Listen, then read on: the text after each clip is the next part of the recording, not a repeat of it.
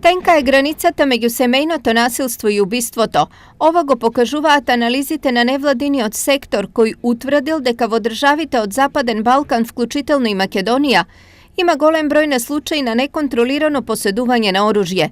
Подеднакво опасно и оружјето кое се поседува легално, а кое неретко било употребено за убиство. Пример за ова се неколкукратните убиства кои го потресоа регионот, а кои се резултат на семејно насилство. Таков беше случајот со трикратното убиство и самоубиство во Злетово, кога професионален војник уби тројца роднини на сопругата, а потоа и самиот се обеси. Ова е само еден од примерите за кој НВО секторот тврди дека е резултат на несоодветно третирано семејно насилство.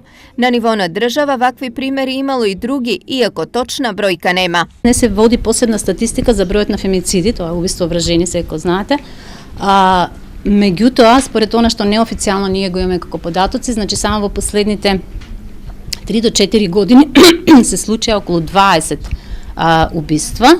Се претпоставува дека оваа бројка е поголема, бидејќи не може точно да се најдат податоци поради што настанало убиството, меѓутоа оние кои што се докажани дека претходно имало пријавување во полиција или до центри за социјална работа и така натаму, меѓутоа тие несоодветно реагирали и како резултат на тоа се случиле овие убиства. Поради ова невладините бараат поголема контрола на оружјето.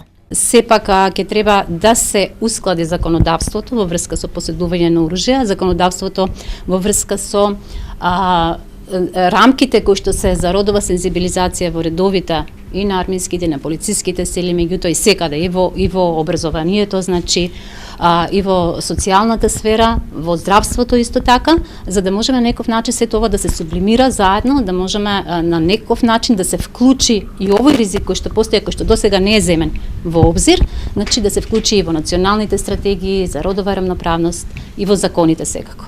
Ова, меѓу другото, беше тема на денешната дебата под наслов «Постигнувања, потреби и предизвици» во однос на родовата сензибилизација во редовите на армиските и полициски сили.